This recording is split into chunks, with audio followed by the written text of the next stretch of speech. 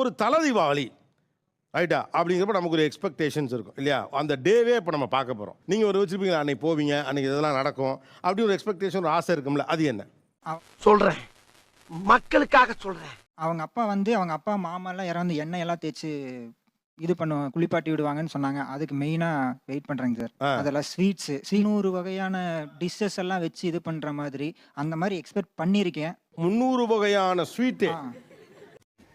ஏய், நீங்களா எங்கேருந்து வரீங்க? எல்லாம் சலதானே வைக்கணும்.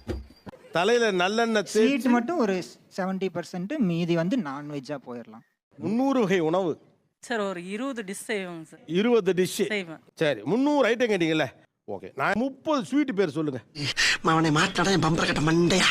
சார் பால்கோவா, காஜு கட்லி, ரசமலாய், பால் கொழுக்கட்டை, கேசரி, இனிப்பணியாரம், மைசூர் பாக், லட்டு, ஜிலேபி,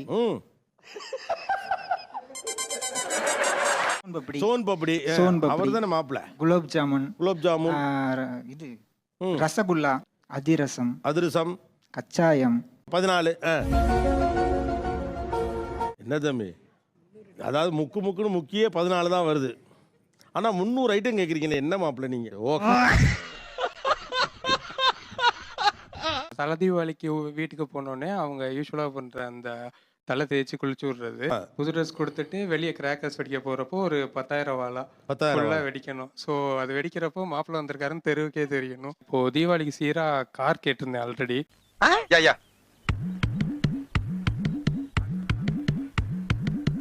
இது எந்த ஊர்லேயுமே இது பழக்கம் இல்லையே தம்பி. கொஞ்சம் டிஃப்ரெண்ட்டாக அவங்க மாப்பிள்ளைக்கு பண்ணுவார். சார் வாங்கி கொடுக்கலாம் சார், நிறுத்துற கேட்டாருக்காங்க சார். கார் நிறுத்தாம பார்க்கிங் கூட வேறுக்கான்னு கேட்குறாங்க. வீட்டுக்கு பிரச்சனை சார். ஐயோ, எல்லாமே நான் சிங்கா போய்கிட்டு இருக்கேன். எங்கள் மாமியார் வந்து 3 வேளைக்குமே ஸ்வீட் செஞ்சு போடுவாங்க சார். ஸோ இப்போ தீபாவளின்றதுனால இன்னும் ஸ்பெஷலாக ஸ்வீட் செய்வாங்க அப்படின்னு எதிர்பார்க்குறேன் சார். அண்ட் தென் ஸ்வீட்டோட சீரும் சிறப்பாக இருக்கும் அப்படின்னு எதிர்பார்க்குறேன் சார். என்னடா காலைல எழுந்த உடனே எண்ணெய் தேய்ச்சி குளிப்பாட்டிட்டு, அப்புறம் பட்டு வேட்டி சட்டெல்லாம் எடுத்து வச்சாங்கன்னா அதை எடுத்து போட்டுட்டு, அதுக்கப்புறம் சாமி கும்பிட்டுட்டு அவங்களே வந்து எங்கன்னா போயிட்டு வாங்க அப்படின்னு நல்ல ட்ரிப்பாக அரேஞ்ச் பண்ணி கொடுத்தாங்கன்னா நல்லாயிருக்கும். உனக்கெல்லாம் போய் ஒருத்தன் பொண்ணு கொடுத்தானே, அவனை சொல்லனியா? அப்புறமா வந்து ஜுவல்ஸ் எதுனா போடுவாங்கன்னு நினைக்கிறேன். எல்லாம் சீருக்கு வந்துடுறீங்க கரெக்டாக. நான் என்ன கேட்டேன் உங்ககிட்ட, அந்த நாள் எப்படி இருக்குன்னு தான் கேட்டேன். சீனே 3வது பாயிண்டே வந்துடுது. காலைல போவேன், எண்ணெய் தேய்ச்சி குளிப்பாங்க, மோதிரம் போட்டுருவாங்க, எண்ணெய் தேய்ச்சி குளிச்சோன்னே செயின் போடுவாங்க. அவன் இன்னும் திருந்தல மாமா. காலையில் எழுந்திரிச்சோடனே ஆயில் எண்ணெய் வச்சு நல்லா ஆயில் மசாஜ் மாதிரி பண்ணிவிட்டு மசாஜ். ஆமாம்,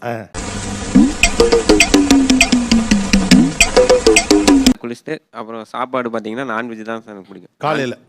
அப்புறம் ஒரு சின்னதாக ஒரு குட்டி தூக்கி போட்டு மதியம் அதே மாதிரி சாப்பிட்டுங்க சார். கிராக்கர்ஸ் பட்டாசுலாம் வெடிச்சுட்டு படத்துக்கு அப்படியே டிக்கெட் எடுத்து கொடுத்து அப்படியே போயிட்டு வந்துட்டு அடுத்த நாள் அப்படியே எங்கே ட்ரிப்பு போயிட்டு வாங்கன்னு பிளான் பண்ணி கொடுத்தாங்கன்னா நல்லாயிருக்கும். ஓகே, அவர் சொன்னதெல்லாம் அவர் நம்மளும் என்ன தேய்ச்சி குழு வட்டி விட்டுப்போம். மசாஜ் நானே பண்ணுவேன் சார். தீபாவளி முன்னாடி நாள் நைட்டு நம்மளை இன்வைட் பண்ணுவாங்க. அப்படி இன்வைட் பண்ணும்போதே அந்த பாப்பர்ஸ்லாம் வெடித்து ஆர்த்தி சுற்றி வீட்டுக்கு கூப்பிட்டு போனோம். அடுத்த நாள் காலையில் எழுப்பும்போது மச்சான் வந்து எழுப்பணும், மசாஜ் பண்ணி விட்டுட்டு அப்புறம் சாமி கும்பிட்டுட்டு ட்ரெஸ் தருவாங்க.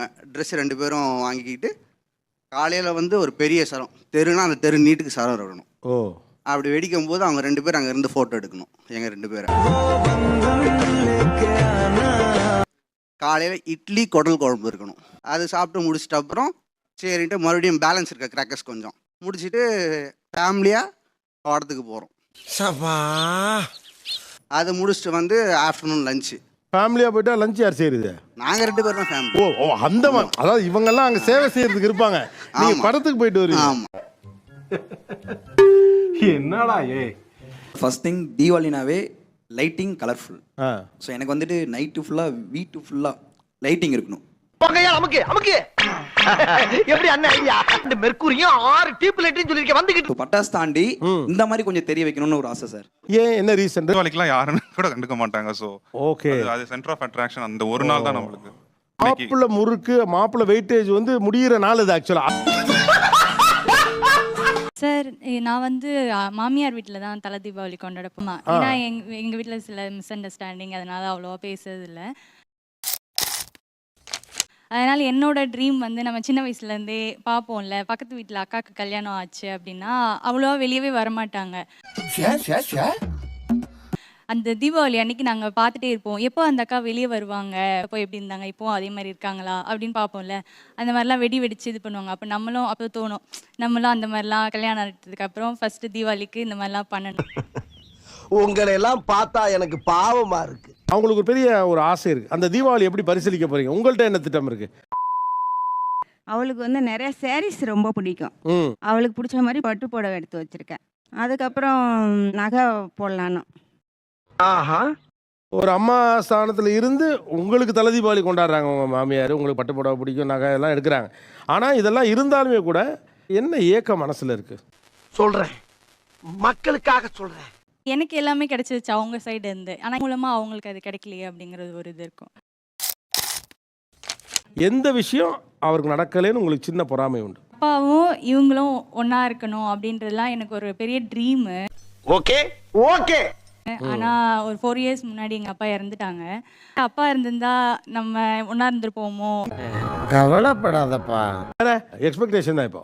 ஸோ ஒய்ஃபோட ஃபேமிலி, ஹோல் ஃபேமிலி சேர்ந்து வெல்கம் பண்ணணும். ஸோ அவங்க சிஸ்டர்ஸ், அவங்க எங்கள் பிரதர் இன்லா, அவங்க பசங்க எல்லாம் சேர்ந்து வெல்கம் பண்ணணும். அப்புறம் அந்த டே ஃபுல்லாக நல்லா விருந்து சாப்பிட்டு பட்டாசு வெடிக்கணும். எனக்கு ஒரு பாண்டிங் அவங்க ஃபேமிலியோட இன்னும் நல்லா வரும். ஓ, நீ அப்படி வரியா? தீபாவளிக்கு தங்கம் கேட்காதீர்கள், அந்த நெருக்கடியை உருவாக்காதீர்கள். கல்யாணமே கஷ்டப்பட்டு பண்ண குடும்பத்தில் மாப்பிள்ளை அந்த எதிர்பார்ப்போட வந்தா இவங்களுக்கு செய்ய முடியலன்னா சங்கடம். இப்போ நம்ம அடுத்த கட்டத்துக்கு வரோம். இது ஒரு குறியீடு அப்படின்னு வச்சுக்கலாம். பலவிதமான வெடிகள் இங்கே இருக்கிறது, ராக்கெட் இருக்கிறது, மேலே போய் வெடிக்கிற பயங்கர பவர்ஃபுல்லான வெடி இருக்குது. என்னுடைய மாப்பிள்ளை வந்து சங்கு சக்கரமா இது பண்ணுறோம். சங்கு சக்கரம். சார், என்னுடைய பொண்ணு வந்து சுற்றி வந்ததுனால தானே. சுற்றி வர தெய்வமே, பாரு தெய்வமே, என்ன தெரியுதா இல்லையாப்பா? கிட்ட வாப்பா. பாம்பு. ஸ்னேக் பாபு. ஸ்னேக் பாபு. எந்த வெடி? ராக்கெட்டு. ராக்கெட்டு. ஆமாம். ஏன் ராக்கெட்? அதாவது மேல் நோக்கி போகணும்னு நினைக்கிறவரா? உழைப்பாளி. இது இல்லடா ஊரு. புஸ்வானம் சார். புஸ்வானம். சார் எதுக்காகனா எல்லாரும் ஹாப்பியாவே இருக்கும்னு நினைச்சிட்டு இருக்கவும் முடியாது. சம்டைம்ஸ் அவரும் வெடிப்பார். அவ்வளவு. உங்க பொண்ணான கையை கொண்டு அந்த பெல்லில தட்டிடுங்க. அவங்களுக்கு சப்ஸ்கிரைபர் 5-10 ஏறுனா அவங்க மனசு சந்தோஷப்படும்.